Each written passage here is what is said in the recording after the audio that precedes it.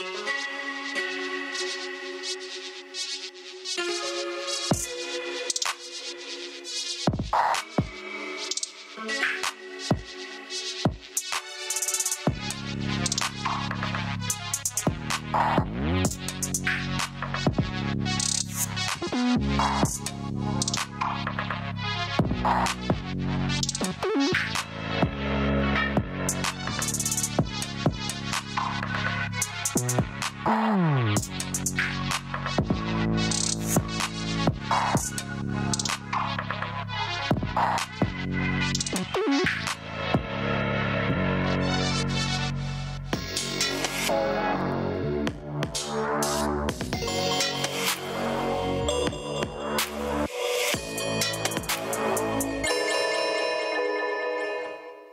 19 septembre dernier, une dizaine de jours après l'élection présidentielle en Artsakh, autrement dit au Haut-Karabakh, l'Azerbaïdjan attaque l'enclave arménienne après avoir mis en place un blocus depuis décembre 2022. En une semaine, la quasi-totalité de la population, c'est-à-dire 100 000 personnes sur les 120 000 officiellement recensées, a fui en Arménie. L'histoire se répète dans le Jardin Noir, traduction du Haut-Karabakh, situé au cœur d'enjeux impérialistes puissants. Studio Lacan revient sur ces événements et fait de ce que Lacan avait situé en 1967 comme typique de notre temps, l'impérialisme. Quelles en sont les causes, quels en sont les ressorts et les conséquences? Pour en parler ce soir, nous accueillons Tigran Yegavian. Bonjour.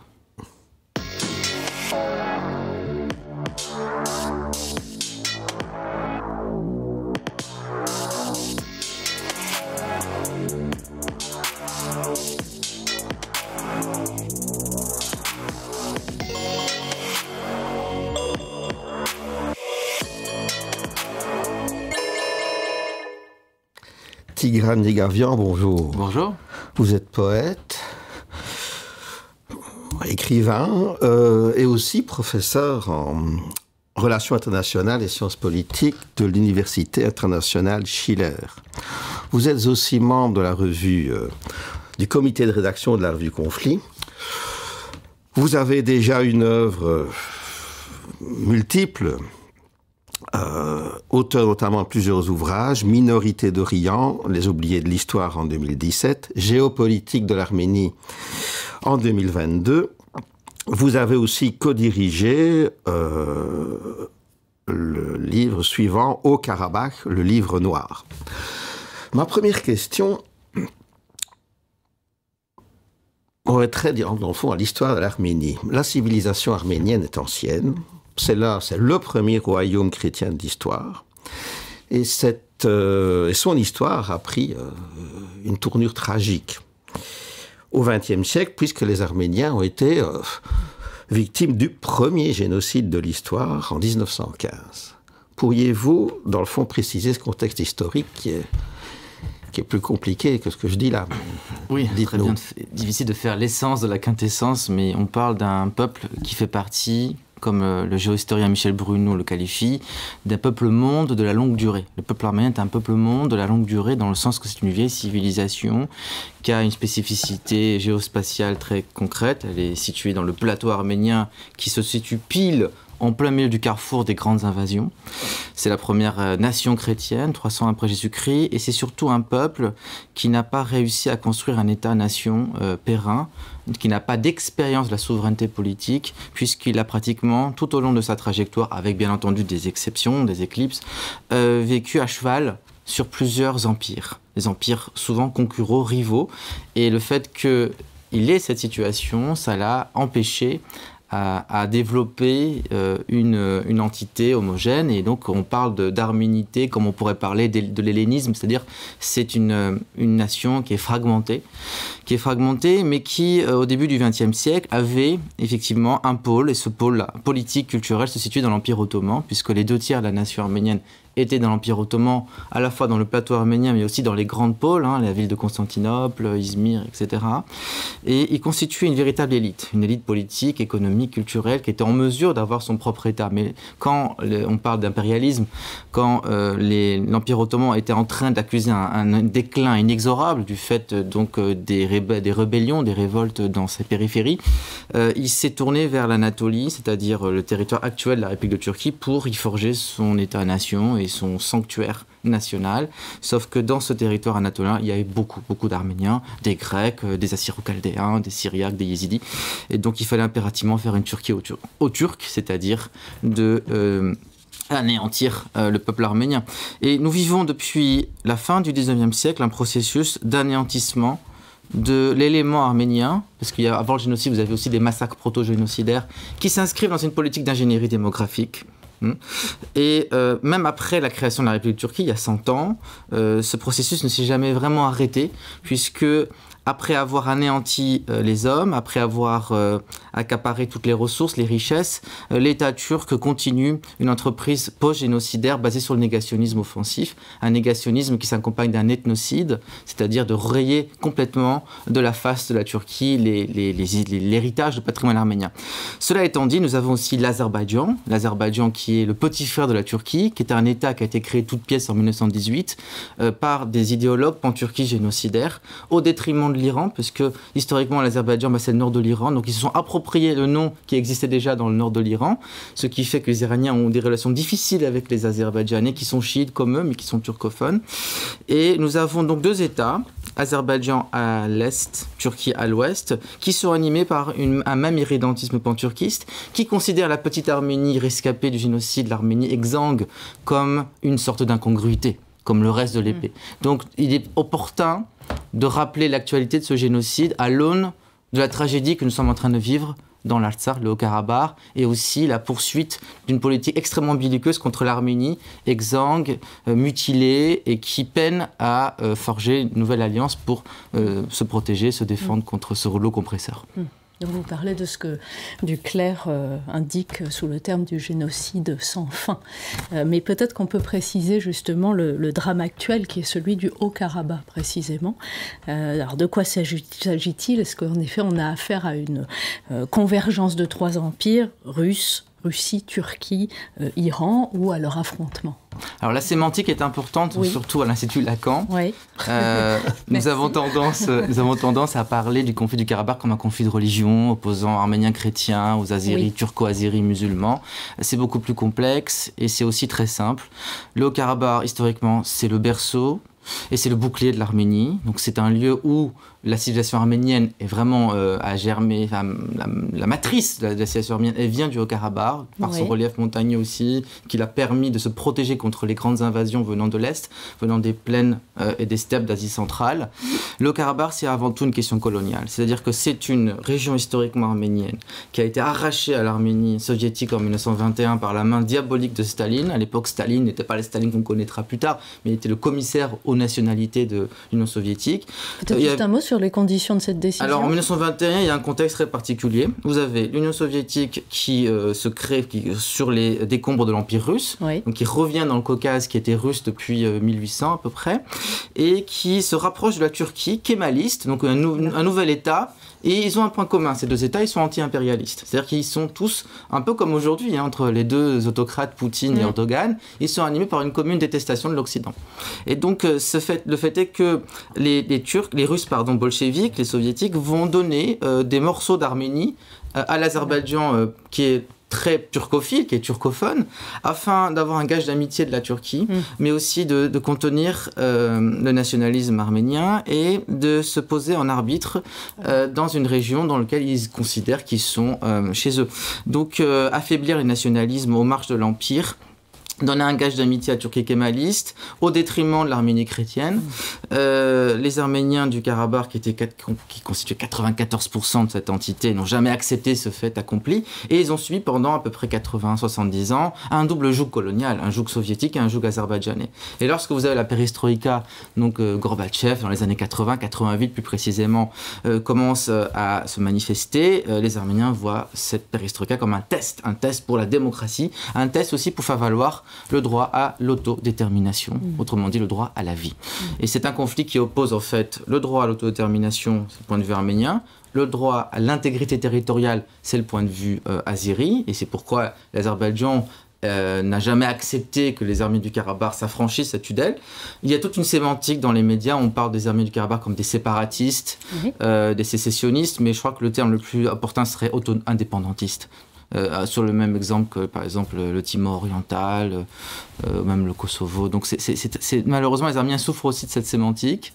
Et je crois qu'il y a un mot-clé qu'il faut retenir quand on parle de ce conflit, c'est le mot ontologie.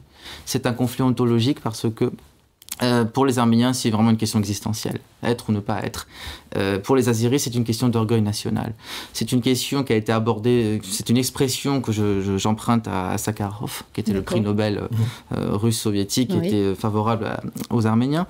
Mais pour aller plus loin que ça, il faut comprendre que le récit national azerbaïdjanais, qui est un État, on va dire, qui est une sorte d'imposture, puisqu'ils se sont vraiment créés de toutes pièces en 1918 sur les décombres des Iraniens, la haine des Arméniens, c'est ce qui permet de cimenter en fait l'identité nationale azerbaïdjanaise. C'est pour ça que c'est un conflit ontologique. C'est-à-dire que pour les Azéris, c'est une question existentielle que de rayer de la surface de tout le Caucase toute trace de présence humaine et matérielle et spirituelle de la civilisation arménienne. Et ça, autant dans les manuels scolaires, autant dans l'aspect... On le voit à l'œuvre aussi par les massacres des années précédentes. En 1918, il y avait des massacres aussi dans plusieurs endroits. Et puis en 1988, il y avait des pogroms.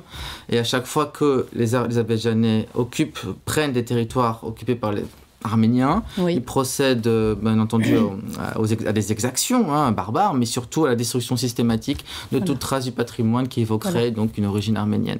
Et ils le font avec beaucoup plus d'aisance qu'ils ont des relais d'influence extrêmement forts au niveau de l'UNESCO, au niveau de la communauté internationale. Ils ont des relais d'influence très forts, ce qui leur rend plus de marge de manœuvre. Et les Arméniens, pour le coup, accusent en fait un isolement mortifère.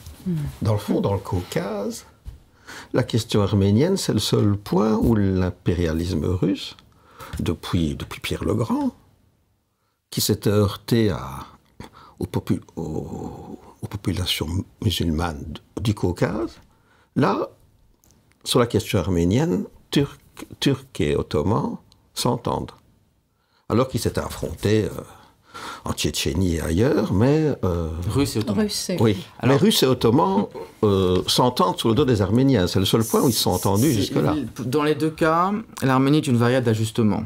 Il faut comprendre que l'Arménie, depuis 2020, même un petit peu avant, est devenue la victime de la géopolitique des empires. C'est-à-dire que vous avez un échiquier qui va du nord de l'Afrique jusqu'à l'Asie centrale, dans lequel Russes et Turcs s'entendent et s'affrontent pour le partage de zones d'influence. Et dans cette optique, ils sont pas alliés, mais ils coopèrent. Ils coopèrent, c'est une coopération compétitive qui se fait sur le dos des Occidentaux, puisque vous avez un vide sécuritaire, puisque les Américains, les Européens ne sont pas des acteurs dans cet échiquier. Et pour le coup, effectivement, on l'a vu en Syrie, les Turcs ont essayé de répéter un scénario qui a fait ses preuves en Syrie, de désescalade, de zone de désescalade, de partage d'influence entre la Russie et la Turquie. Ils ont essayé de reproduire ce schéma dans le Caucase du Sud. Alors, est-ce qu'ils y sont arrivés? Je ne crois pas tout à fait, mais en tout cas, une chose est certaine, c'est que l'Arménie n'est pas l'allié de la Russie, elle est son vassal. Et la Russie ne se gêne pas pour faire mal à son vassal. Donc une étude de proxénète en fonction des intérêts stratégiques de la Russie qui ne collent plus, qui ne coïncident plus avec les intérêts de l'Arménie. L'Arménie qui, pour le coup, accuse aussi son incapacité à voir le réel et à se prendre en charge, avec, bien entendu, les moyens qui sont les siens, qui sont extrêmement limités. Bon, il va falloir qu'on revienne sur cette question. Staline a été absolument diabolique. Dans l'histoire arménienne du XXe siècle...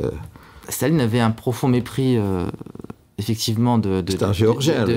Oui, les Arméniens. Alors, il y a une vieille inimitié arméno-géorgienne, puisque il y a aussi une concurrence des récits. On parle de peuples très chauvinistes, qui se considèrent tous un peu comme le centre du monde. Et le fait est que, oui, Tiflis, l'actuelle capitale de la Géorgie, est une ville qui était à majorité relative ou à une très forte minorité arménienne jusqu'à l'aurore du XXe siècle. Donc, le problème des Arméniens, c'est qu'ils sont très à l'aise dans l'habit de l'État, de l'Empire. sont très à l'aise, ils évoluent de façon très aisée dans le cadre d'empires multinationaux, multiculturels. La preuve, ils servent très bien ces empires. Vous avez des hauts fonctionnaires arméniens dans l'Empire russe, des généraux, des maréchaux arméniens dans l'armée russe. Vous aviez des hauts fonctionnaires dans l'Empire ottoman et aussi dans l'Empire perse. Mais quand il s'agit de créer son propre État-nation, et là, forcément, malheureusement, l'histoire le montre et l'atteste, ils ont énormément de difficultés à construire un récit national, mais aussi à se prendre en charge et à faire valoir l'intérêt général, le bien commun, au détriment de l'intérêt personnel. Bon.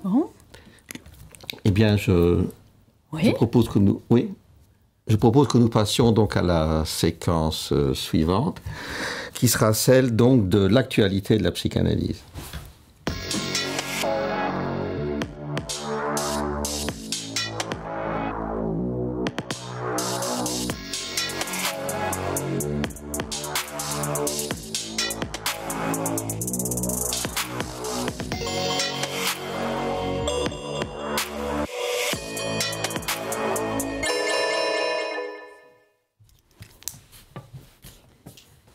Nous accueillons donc France Jégu sous le titre 1967, Lacan et les impérialismes. Alors, chère France, vous allez nous parler de cette phrase de Lacan dans laquelle il évoque le passage de l'Empire aux impérialismes. Votre titre attire d'emblée l'attention sur le contexte historique dans lequel s'enracine cette analyse de Lacan.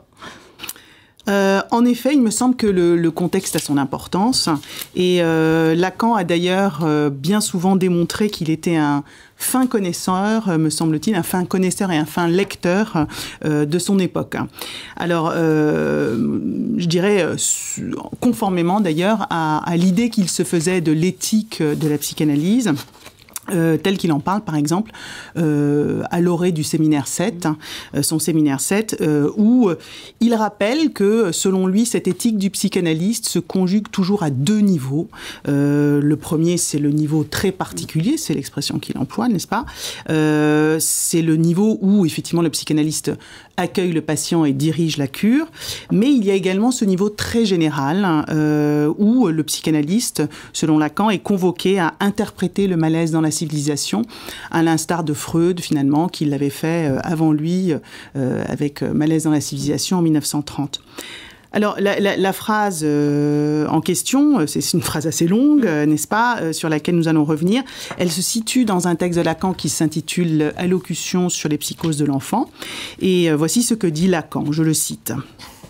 Alors il dit « Les hommes s'engagent dans un temps qu'on appelle planétaire, où ils s'informeront de ce quelque chose qui surgit de la destruction d'un ancien ordre social que je symboliserai par l'Empire, tel que son ombre s'est longtemps encore profilé dans une grande civilisation, pour que s'y substitue quelque chose de bien autre et qui n'a pas du tout le même sens, les impérialismes. » Alors la phrase est longue parce qu'il continue, les impérialismes, dit Lacan, dont la question est la suivante. Comment faire pour que des masses humaines, vouées au même espace, non seulement géographique mais à l'occasion familiale, demeurent séparées ? Donc on retrouve les deux niveaux, très général et très particulier quand il évoque la question de la famille. Quel est ce contexte justement, 1967 ? Quel est le contexte Alors, pour moi, le contexte auquel il se réfère ici, Lacan, son actu, en somme, c'est la guerre du Vietnam. La guerre du Vietnam, enfin, je ne sais pas si vous êtes d'accord, qui, fin 1967, parce que cette allocution, elle date d'octobre, eh bien, à la fin de 1967, on est déjà entré dans cette phase dure de la guerre du Vietnam, puisque les Américains ont déclenché leur opération qui s'appelle Rolling Thunder, et ils font pleuvoir donc des tonnes de bombes, en gros, sur le Vietnam Nord. Alors la contestation gronde déjà sur les campus américains pour dénoncer justement cet impérialisme américain. Et vous noterez d'ailleurs qu'ici, Lacan parle des impérialismes au pluriel, puisqu'il s'agit au Vietnam de l'affrontement de deux impérialismes, l'américain, mais également le soviétique, puisque, comme vous le savez, la guerre du Vietnam était en réalité une guerre par procuration. Donc le pluriel des impérialismes s'oppose aussi au singulier de l'Empire. Oui, et effectivement, et Lacan le dit lui-même, il dit empire avec un E majuscule au singulier et impérialisme au pluriel, ça n'a pas du tout le même sens. Et il convient d'ailleurs là encore un autre élément de contexte de rappeler que les États-Unis n'ont non seulement jamais eu d'empire, mais qui se sont constitués précisément en rupture avec les puissances impériales européennes. Le projet américain, c'était de fonder une nouvelle nation et former une nouvelle société égalitaire où nul prince, nul pape, nulle noblesse ne viendrait imposer sa loi tyrannique sur des citoyens libres. Alors, Lacan nous dit l'Empire n'est plus, n'est-ce pas ? Son ordre social a été détruit à la faveur de l'entrée dans ce temps. Alors lui, il dit ce temps qu'il nomme planétaire. Nous, aujourd'hui, on parlerait volontiers de mondialisation. Et donc, les États-Unis, ce monde sans barrières, sans frontières, mais sans barrières de classe entre les hommes, témoignent donc de ce passage de l'empire aux impérialismes, car les Américains, en réalité, n'ont eu de cesse, dès leur indépendance gagnée, de conquérir déjà l'ensemble du vaste territoire qui s'étendait à l'ouest. C'est la conquête de l'ouest. Donc, il y avait les premiers États et puis tout cette vaste étendue qu'ils ont voulu conquérir. Et une fois ce territoire conquis, ils n'ont eu de cesse de chercher de nouvelles frontières par-delà les limites physiques de leur pays pour étendre leur influence. C'est ce qu'on appelle l'impérialisme américain. Donc, en somme, les impérialismes fleurissent là où l'empire n'est pas, ou là où l'empire s'est effacé. Je pense que ça résonne avec ce que vous disiez tout à l'heure sur l'histoire, il me semble, de lire. Le ciel est la limite, on dit ça en anglais d'habitude, mais ça doit vraiment être une expression américaine, dans le fond. Oui, tout à fait. Bon, je vais revenir avec JFK, mais en gros, donc, cet ordre social ancien qui est détruit, dont parle Lacan, c'est l'ordre patriarcal, somme toute. Et d'ailleurs, cher Philippe, vous faisiez remarquer dans un excellent texte que vous avez publié dans l'Hebdo-blog, qui est l'une de nos publications en ligne, vous faisiez remarquer que empire vient du latin imperium, n'est-ce pas, qui désigne d'abord l'autorité, le commandement, je suis en train de vous citer, le pouvoir, que ce soit du chef sur ses soldats, du maître sur ses esclaves, du père sur ses enfants. Et Lacan, on le sait, n'a eu de cesse de noter le déclin du père, de ce père qui, à l'époque de Freud, avec le mythe d'Oedipe, avait été mis en place de civilisateur qui plie le sujet à la loi de l'interdit de l'inceste.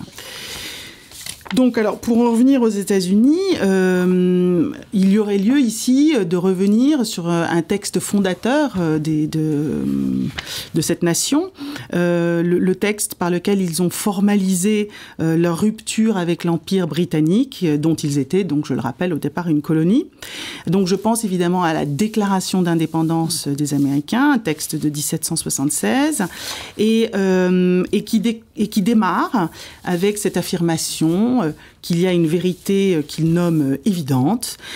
Et c'est quoi cette vérité ? Eh bien, c'est la vérité que tous les hommes sont égaux et qu'ils ont été dotés par leur créateur, c'est une mauvaise traduction que je suis en train de faire là, de droits inaliénables, au rang desquels figure, alors en anglais c'est life, liberty and the pursuit of happiness, donc le droit à la vie, à la liberté et à la poursuite du bonheur. Alors cette idée de poursuite du bonheur, là aussi Lacan l'a commenté, parce que c'est assez incongru de voir ce droit-là fondamental. Bref, passons là-dessus. C'est évidemment tous les hommes, donc c'est un discours universaliste, et il est syntone, ce discours, à l'ébranlement de l'ordre symbolique, ce discours universaliste, il dissout les particularités, il efface les partitions symboliques, justement, qui séparent éventuellement les peuples. Et Jacques-Alain Miller, lui, il a commenté côté français, la Déclaration des droits de l'homme, il n'a pas dit autre chose, finalement, puisqu'il a dit que cette Déclaration des droits de l'homme et du citoyen est une traduction, je le cite, de la puissance universalisante de la science, la conséquence, je cite toujours, de la montée en puissance du discours de la science. Parce qu'effectivement, l'éthique qui découle de l'avènement de la science, c'est celle d'un progrès tous azimuts. Alors, progrès technologique, bien sûr, mais aussi bien progrès économique, progrès même politique. Et le développement de cette grande puissance que sont les États-Unis témoigne là aussi de cette valeur progrès, puisque c'est bien au nom de cette valeur que les Américains iront se chercher des frontières nouvelles. Vous parliez de la frontière de l'espace, c'est également une frontière, n'est-ce pas? Et c'est une frontière qu'évoque Kennedy au moment de son inauguration en 1960. Il a un programme qui s'appelle la Nouvelle Frontière, et donc il s'agit de trouver de nouvelles frontières. Donc, par-delà les contours de leur pays, les Américains n'ont à avoir de cesse d'essayer d'implanter leur modèle démocratique partout dans le monde. Et ça, on le sait. Bon, voilà. Mais bon, Lacan nous dit que la substitution des impérialismes à l'Empire induit une question. Oui, alors c'est la fin de la citation, effectivement, qui est assez... comme je disais, c'est une phrase assez longue, où effectivement, il dit que ce passage suscite en effet cette question, c'est comment va-t-on demeurer séparé, comment faire pour demeurer séparé quand le symbolique est impuissant à séparer, quand il n'y a plus de symbolique, justement, pour séparer. Alors là encore, j'ai pas pu m'empêcher d'y voir une référence laconique, mais à mon sens très féconde, à la politique américaine des années 60 et à la question de la séparation, mais cette fois-ci sous la forme de la ségrégation qui sévit aux États-Unis à l'époque, donc la ségrégation entre blancs et noirs. Donc elle sévit aux États-Unis, dans le sud des États-Unis pour être plus bien précis, et Johnson, c'est le malheur de Johnson, c'est que le président Johnson qui s'est fait embourber dans la guerre du Vietnam, en fait, est un très grand président qui a beaucoup fait pour combattre la ségrégation, mais ça, on ne s'en souvient pas. On se souvient du Vietnam. Alors, en tout cas, qu'est-ce que ça montre, cette question de la ségrégation, finalement, aux États-Unis? Ça montre que, en dépit du discours universaliste de la Déclaration d'indépendance, en dépit de toutes les valeurs américaines, la ségrégation avait donc fait retour, la séparation dans la société, soutenue d'ailleurs par un principe en forme d'oxymore qui est « separate but equal », l'idée qu'on pouvait être égaux tout en étant séparés. Alors bien sûr, la Cour suprême va complètement démolir ce principe, mais ça va marcher pendant assez longtemps. Alors, donc, on a l'impression que ce qui se passe, c'est que la ségrégation, donc, elle est comme l'envers de l'universalisme américain en l'occurrence, et donc c'est une séparation, une ségrégation réactionnaire au plein sens du terme, puisque en réaction et en même temps réactionnaire, puisqu'évidemment raciste, etc. Alors pour conclure, je dirais que cette citation montre comment Lacan, donc déjà, ne passe pas à côté de l'actu du moment. Il l'interprète, mais aussi il en tire un enseignement au niveau très particulier qui nous intéresse aussi, nous, psychanalystes, sur la nécessité justement d'être séparés au sein de la famille. Il parle des masses humaines, mais il parle du niveau familial. Il s'agit effectivement d'être séparés, non pas de façon réactionnaire, mais de la bonne manière. Et donc, Lacan conclut cette allocution sur les psychoses de l'enfant, je le rappelle, en décochant une flèche au célèbre analyste britannique Donald Winnicott, que tout le monde connaît, Donald Winnicott, qui était présent lors du petit colloque qui a mené à cette allocution, qui en fait, cette allocution est une conclusion. Alors, quelle est la flèche de Lacan? Eh bien, elle concerne la question de la nécessaire séparation entre la mère et l'enfant. Et voici ce qu'il dit.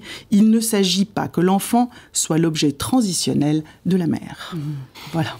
Merci beaucoup, France. Peut-être que vous souhaiterez réagir. Déjà, oui, parce qu'on est en pleine actualité des empires. Et c'est quoi la grande caractéristique des empires? C'est qu'ils n'ont pas de frontières. Justement, les empires ont des fronts. Des fronts qui avancent et qui reculent. Et là, on est en pleine actualité, puisqu'un vide sécuritaire, malheureusement, a déchiré l'équilibre précédent du Moyen-Orient jusqu'au Caucase, jusqu'à l'Asie. Et effectivement, on assiste à un processus extrêmement violent de décivilisation. Pas parce que les empires croissent, ou plutôt, je crois qu'il faut plutôt emprunter la phrase de Nietzsche, c'est le désert qui croît.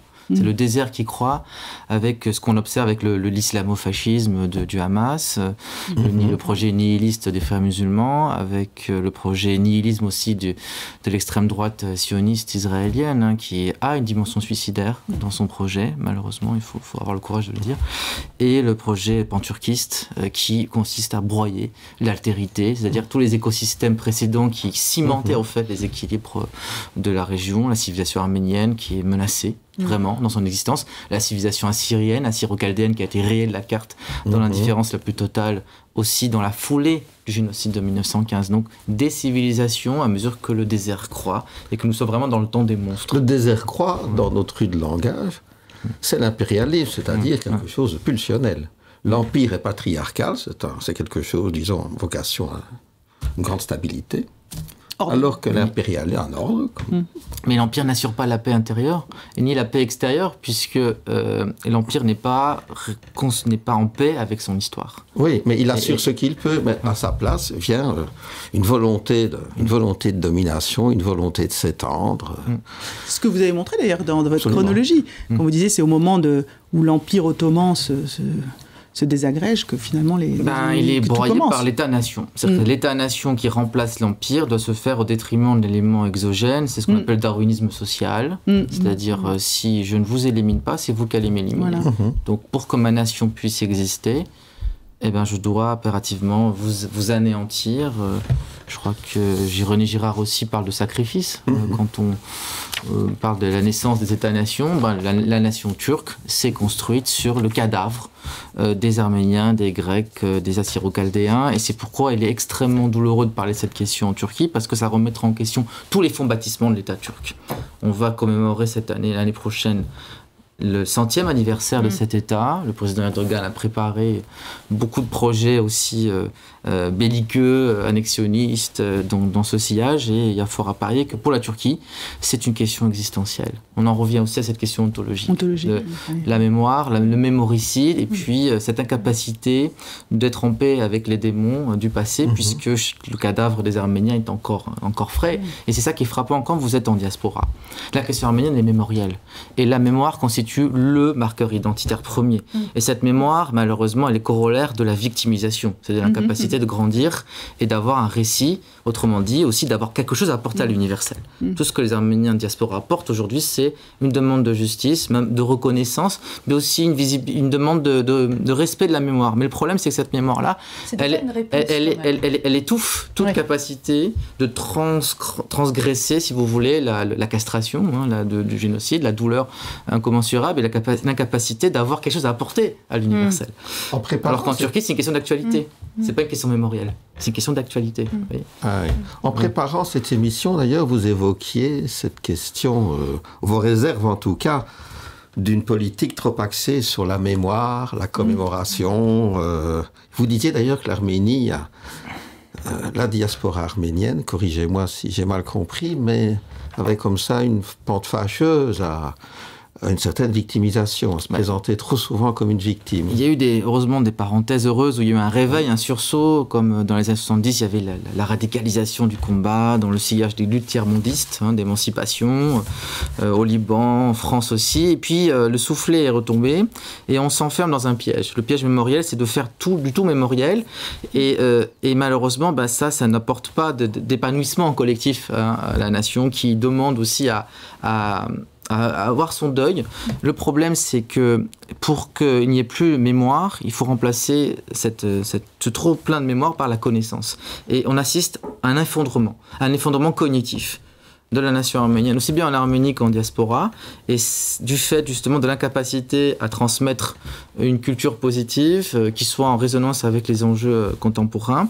Le fait est qu'il y a aussi une absence de remise en question aussi des erreurs tactiques et stratégiques des dirigeants d'Arménie, donc comment ils ont géré ce conflit aussi, il faut le dire, ils ont géré de façon calamiteuse.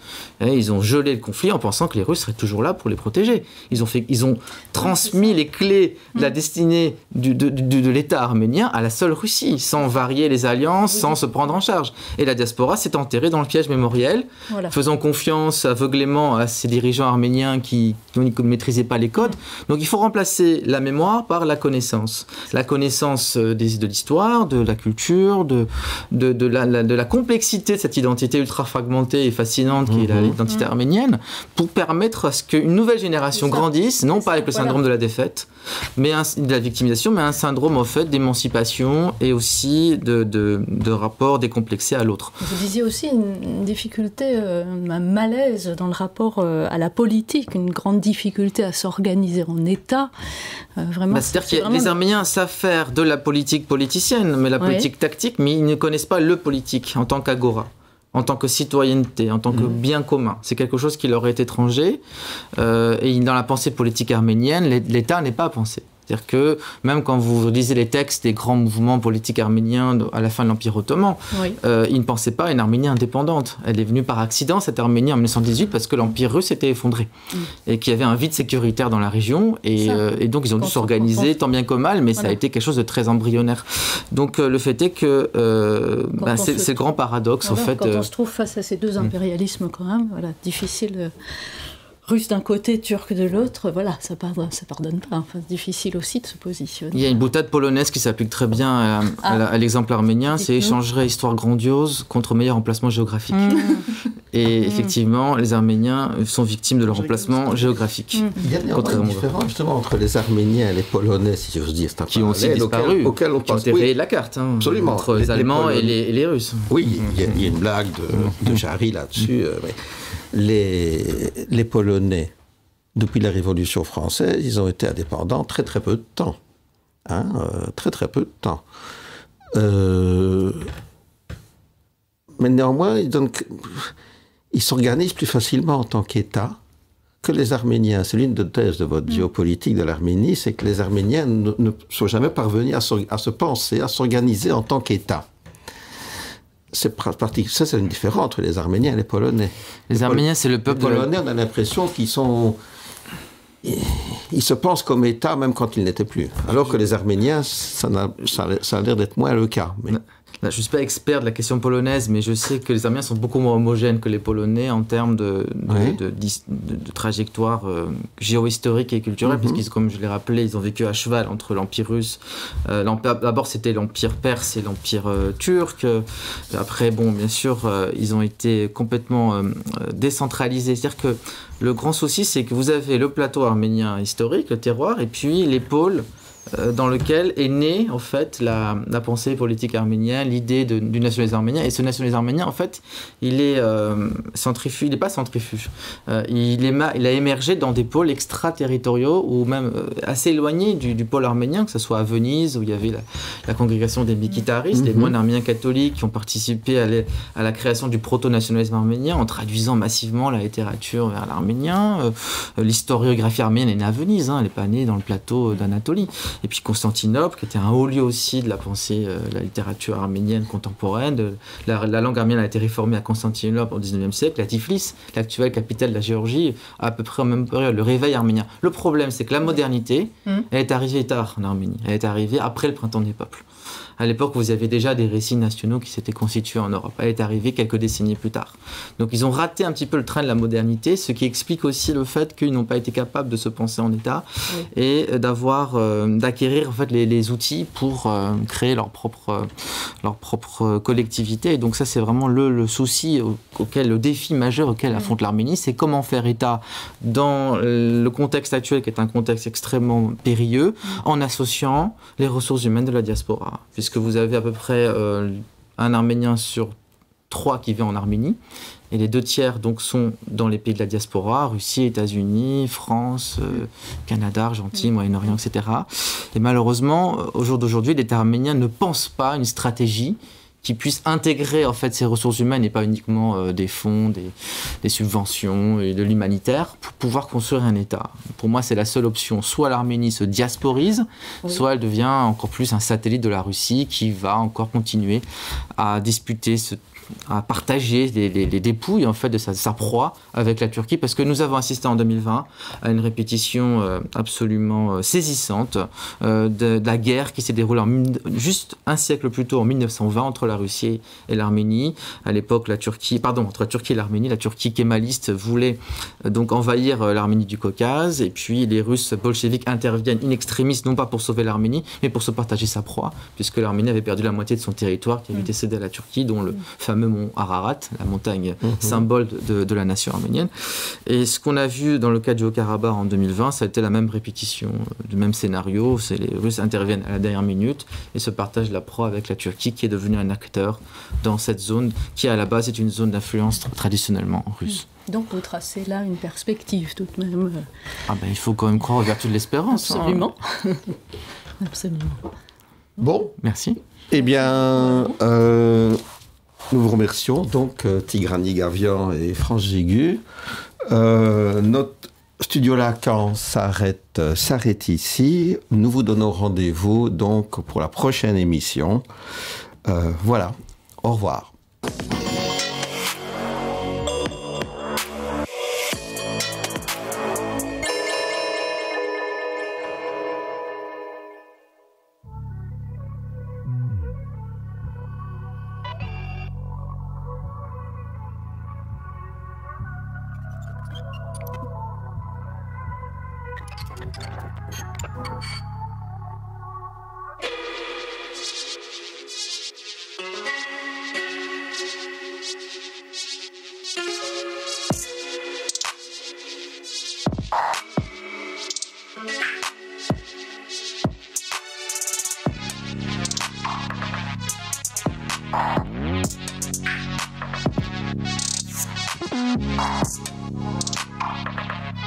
Ah.